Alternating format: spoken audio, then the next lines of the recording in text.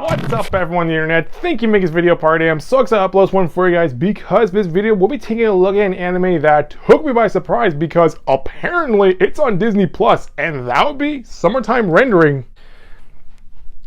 Well, technically this is on Disney Plus Japan, but it still drives me crazy that Disney allowed this show to be on their streaming service as an exclusive. Thank God for pirates. Anyway, this anime debuted back in April on Disney Plus and focuses around the ideas of time travel and paranormal activity, which I thought was a very interesting take because very rarely do you come across stories about time travel that involve some sort of paranormal aspect to it, and that just brings more life into this style of storytelling. But like I said, this anime came out back in April and is centered around our main character Shinpei, who is returning to his small hometown that is located on a small island off the coast of Japan. The reason why he's returning is because his childhood friend Ushio is dead. So he goes to the funeral and comforts both Ushio's dad and younger sister, who pretty much see Shinpei as family because he's lived with them for most of his life. But while he's at the funeral, Shinpei can't shake off this weird suspicious feeling that someone's watching him. And throughout the first episode, there are scenes where you cut to a crazy old man who keeps explaining this legend about shadows, who are these entities that are living on this island.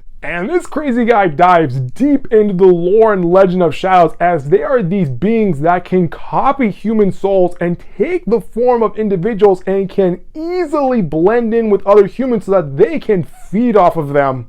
Hey, I've watched enough horror films to know that when you see a crazy old man just ramble on about things, 99% of the things that he's probably saying is actually right. No surprise there, because right after the funeral, Shinpei comes into contact with a shadow who just murders both him and his friend.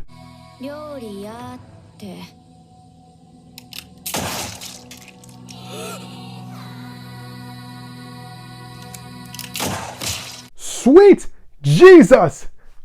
I know there are shows right now like Call of the Night and Licorice Recoil, but holy crap, never before have I seen a show where the main character just gets killed off at the end of episode 1. And the fact this is on Disney Plus Japan is just mind-blowing, because when you look at Disney, the last thing you'd ever think of is someone's head getting blown off. So right after the show introduces the paranormal side of the story, it quickly introduces the time travel aspect, where right after when Shinpei dies, he immediately travels back in time to right at the beginning of the episode. And it's within these first few episodes where we get to see Shinpei travel back in time multiple times in order to try to prevent several of his friends' deaths, who are just getting murdered by these shadows left and right.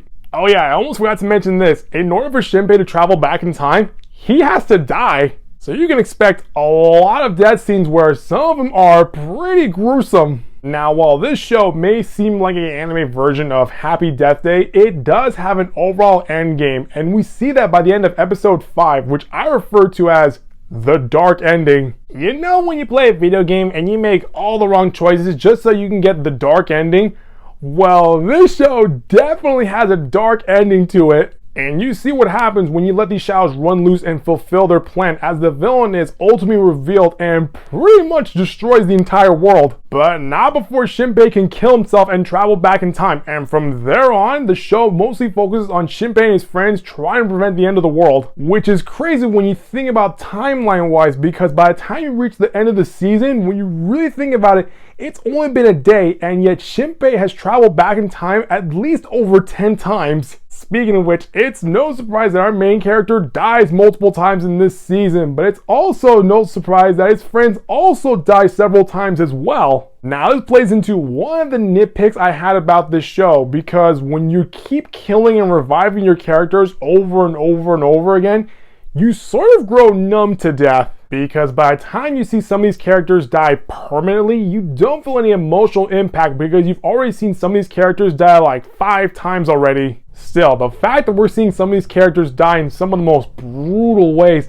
it still blows my mind this is on a Disney streaming service, at least in Disney Plus Japan. Honestly, I will give Disney huge props if they release this anime on their American streaming service. But then again, if Disney decide to release this anime on their American streaming service, I'm afraid that they're going to censor out a lot of the violence, because not only does this show involve murder, but it also has involuntary and voluntary manslaughter and also suicide.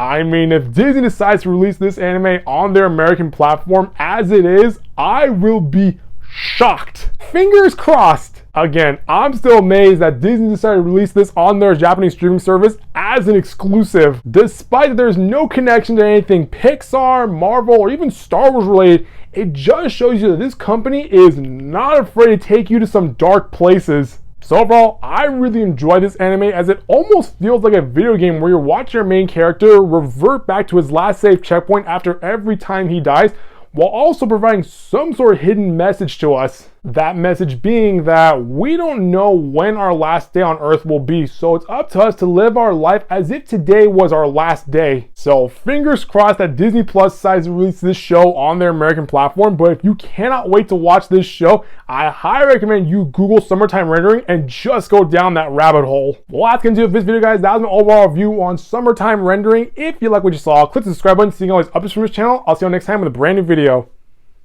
Bye-bye.